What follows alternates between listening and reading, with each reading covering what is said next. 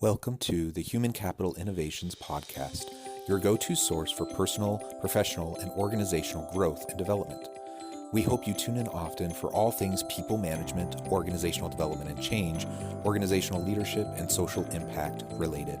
Maximize your personal and organizational potential with Human Capital Innovations Podcast.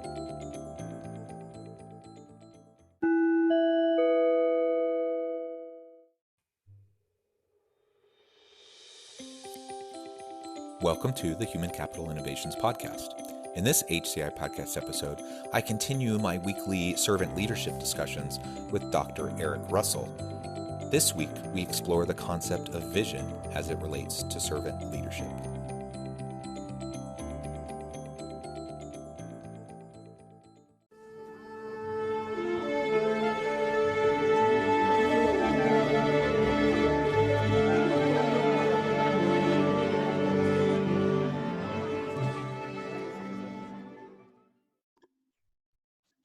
Dr. Eric Russell, welcome back to the Human Capital Innovations Podcast. Thanks. Great to be here. Yeah, I'm excited to continue our weekly servant leadership discussions, this week focusing on vision and the role of vision in servant leadership.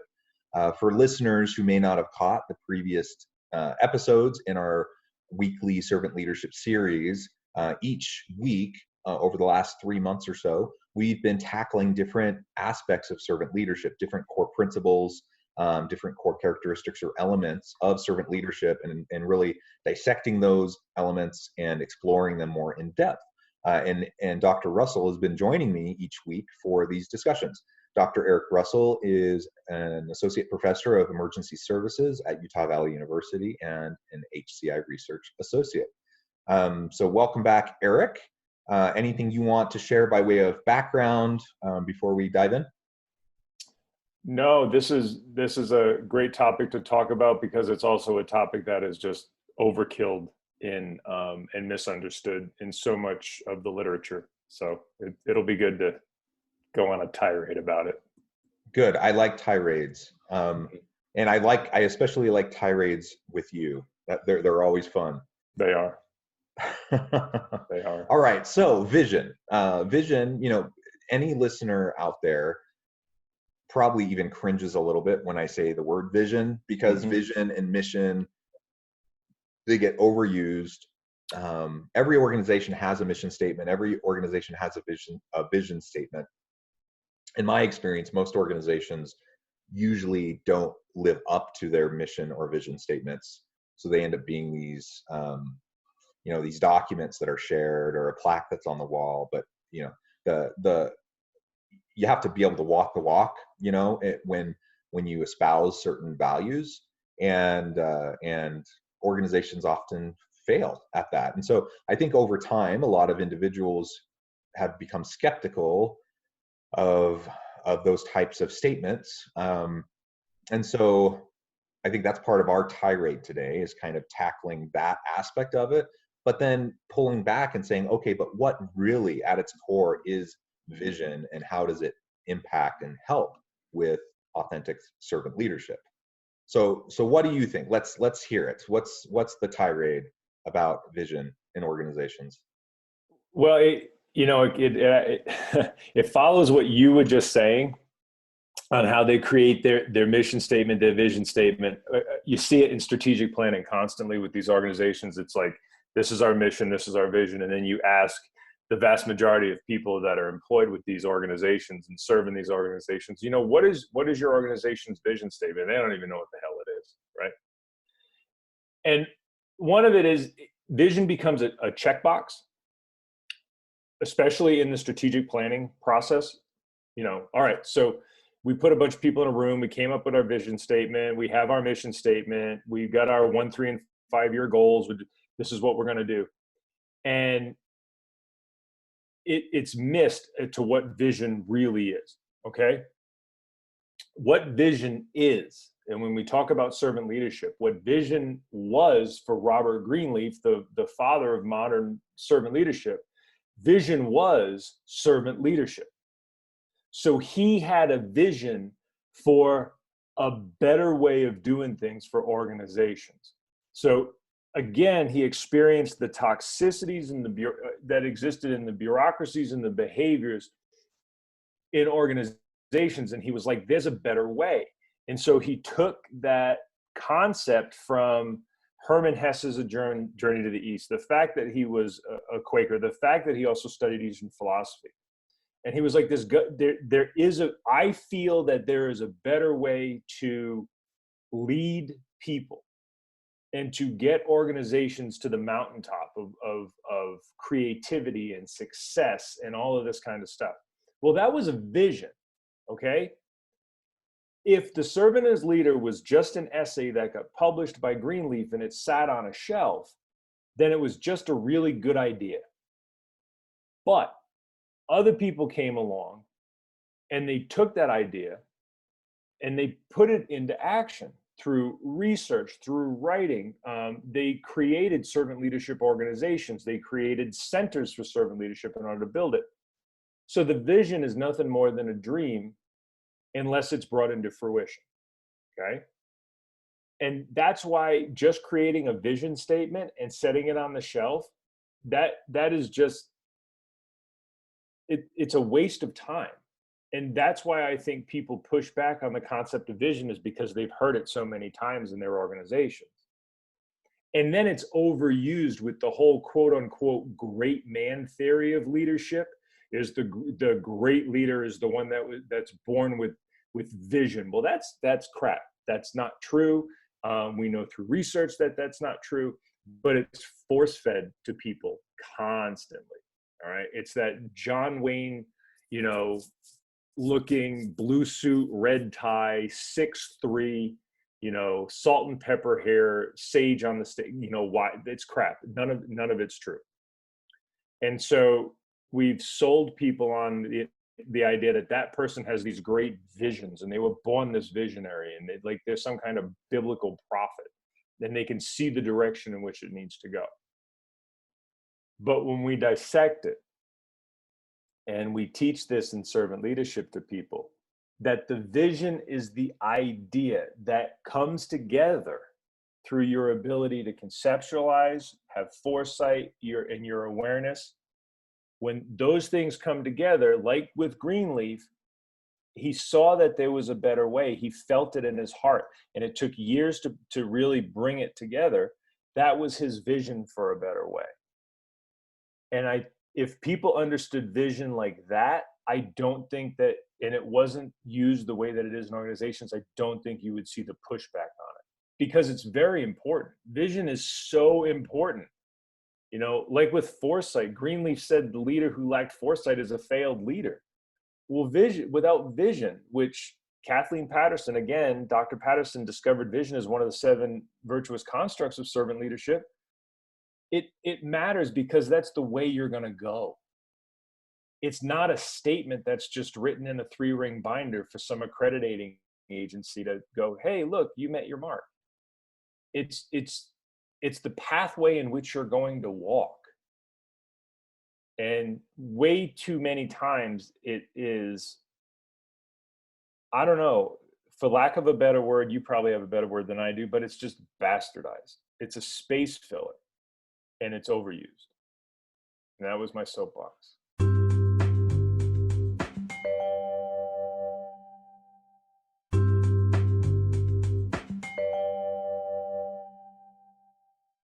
Yeah, well, I completely agree.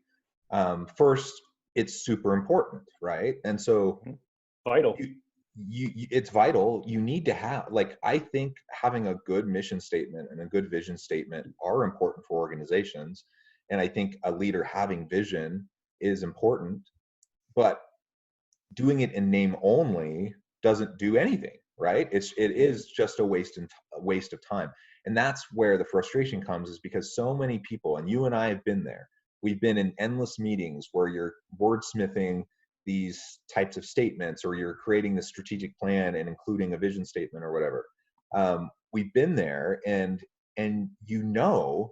that it's not authentic. That you're trying to pull concepts and ideas out of the air, put it down on paper in a way that will make you look good, but that's not actually what's happening in practice. You know that's not actually the true values that are demonstrated consistently in the organization. Now, in some sense, vision statements, of course, should be aspirational, and so we shouldn't expect the organization to completely fulfill and live up to their vision or mission statements always. Like, nobody's perfect, no organization's perfect, and they should be aspirational. But man, when you have consistent experience year after year after year of basically no connection between the daily practice and activities of the organization and how they should or could connect back to the vision or mission statement, then of course you're going to be skeptical, and of course you're going to be frustrated. Okay. So, I think it's important to pull those things apart. Like, absolutely, vision is important. A good vision statement can be utilized well if done properly and effectively, and if you actually live up to it, if it actually feeds into the way the organization treats its people, the way it hires people, the way it forms its teams, the types of initiatives it takes on, how it approaches its interactions with the consumer. If it actually is embedded and integrated throughout the organization, then absolutely, that's what we're looking for. But man, in my experience, that is far and few between the organization that actually does that. And that's because it's hard work. It's much harder work than going to a one-day strategic planning retreat, to wordsmith a vision statement. That's hard work, I suppose, because you're spending a day in a retreat. But the hard work really comes when you're doing the integration, when you're building it into processes, when you're building it into policy, when you're having everything within the organization, all the mechanisms reflecting what that vision is for the organization and how you're going to treat stakeholders and your people. So I think organizations just need to be more thoughtful about how they're utilizing these types of approaches. And be honest with yourself. Is it merely a PR statement? Is it merely something to satisfy external auditors or accreditation bodies or whatever? Or do you actually mean it? And if it's just a PR statement, I mean, frankly, just be honest with your people and say, this is a PR statement. We need to have it. It's a requirement. We're going to check the box, and then move on, and don't waste your time talking about it. Yeah. Like you said, most people don't know it anyways.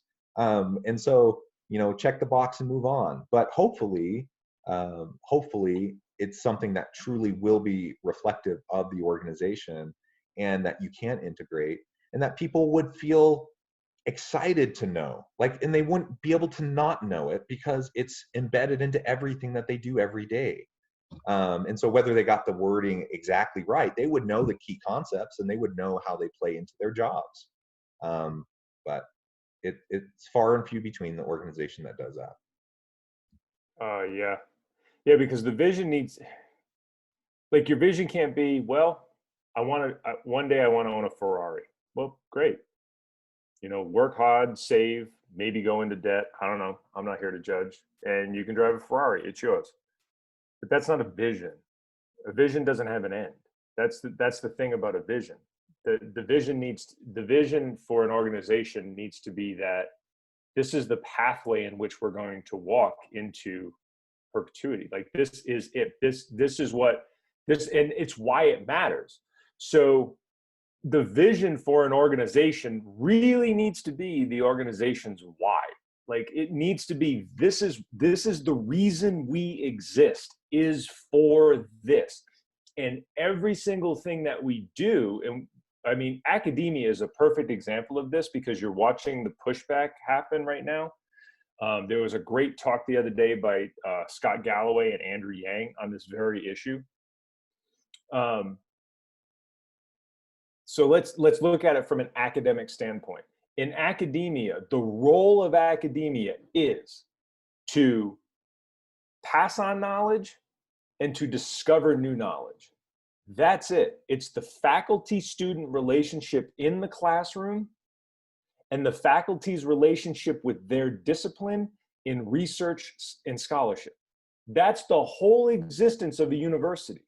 It doesn't exist for any other reason. But one of the issues that we're having in society today, and why universities are so expensive, is because universities have lost sight that that's not what their mission is anymore. Their mission is climbing walls and 5-star hotel room dorms and millions of administrators all making all of this money. They've lost the vision of what their whole mission is and why they should exist. And when you have a great vision for a company, for an organization, for academia, whatever it is, everybody there understands what your why is. They understand what your nexus is. They understand the whole reason why you exist. Okay? And everybody works towards that. So when organizations, and I've been on the accreditation review boards for organizations, I've come in and I've helped them with their strategic planning, even though it kind of makes me queasy. I like strategic thinking better than strategic planning, because I think strategic planning is too rigid. Your great companies don't do strategic planning, they do strategic thinking. Okay. But when you can come in and you can say, listen, your vision can no longer be a statement in a 3-ring binder. Your vision has to be your why for existence, and that everything you do going forward is about that why. You know, like with the Air Force is fly, fight, and win. Like, that's it. Global reach, global power. That's what every single thing is in the Air Force. And everybody who serves in the Air Force serves to exactly that. It is to put airplanes in the air in order to defend the United States of America. That's it. That's its role. That's its mission. That doesn't mean it doesn't do other things, but it all comes back to that essence. I think that's a good word to use. It's your essence. It's why you exist. And so if leaders would approach vision in a very humble, almost reverent state for their organization, whatever the organization is, be it a city or a town, be it a Fortune 500 or company, be it, a police department, whatever it is, everybody in that organization, they revere that vision. They because they know that that's their why. It's why they're doing what they're doing, and it's why they exist in the first place. And when we just take that vision all the way down to a statement that's been wordsmithed, and you and I have been in those rooms, it takes away of what it really means, because anybody with an organization should be able to truly spit out the whole reason why that organization exists. And that is your vision. That's the vision itself. And that's just my opinion. Yeah, well, absolutely. And you've referred to it a couple times, the importance of, well, when we had an episode about the importance of foresight. And so as a leader, we need to have foresight. We need to have vision. We need to be able to look into the future and have a clear understanding of like what our path forward might look like. Now, that's not to say things won't shift and change and you won't adjust as time goes on, but you can read the landscape, you can see the external environment, and you can start to find and articulate ways to help explain that why, like you were discussing. So that's really the whole purpose behind having vision. And a servant leader will understand themselves enough, they'll understand their people enough, they'll understand the organization and the surrounding context enough that they will have the ability to have that kind of vision. And then bringing it back into the organizational processes, like you said, strategic thinking is vital. The kind of traditional strategic planning and like the 5-year rolling strategic plan, that kind of an approach, there's some value in it just from like as an exercise to go through the process to jumpstart strategic thinking, because a lot of people don't think that way, and so they need something to kind of push them to think that way. But in and of itself, like how many organizations actually meaningfully utilize their 5-year rolling strategic plan, like on a regular basis? I don't think very many do. Some do, but not very many. And really, it's an old model. Today, organizations are trying to be much more flexible. They're trying to be much more agile. And so agile strategy is the key, and that doesn't come in a 5-year strategic plan. That's iterative, right? And that's making micro adjustments and improvements as you go. And so, I think vision plays into that, of course, and we just need to be more thoughtful as we think about and how we implement vision, not only into our mindset, but into our functional practices and the mechanisms of organizations. Well said. Well, Eric, unfortunately today we have to keep this discussion a little bit shorter than what we've been doing, but it's been a real pleasure talking with you about vision. And as always, I love discussing and dissecting all different facets and aspects of servant leadership with you. As we finish off today, any final word on the topic? No, we'll leave this one here. I think we said enough on it. We're not done with it. We'll probably revisit this again. Come at it in a different way, so people can really see how it gets dissected and get into the whole concept of your essence. So. Excellent. Well, thank you so much. It's been a pleasure talking with you. I hope listeners will carefully consider how vision plays out in their own style of leadership, their own thinking, and within their organization. Please go back and listen to our previous episodes in the Servant Leadership series. And I hope, as always, that everyone stays healthy and safe. And I hope you can find meaning and purpose at work each and every day. Thank you.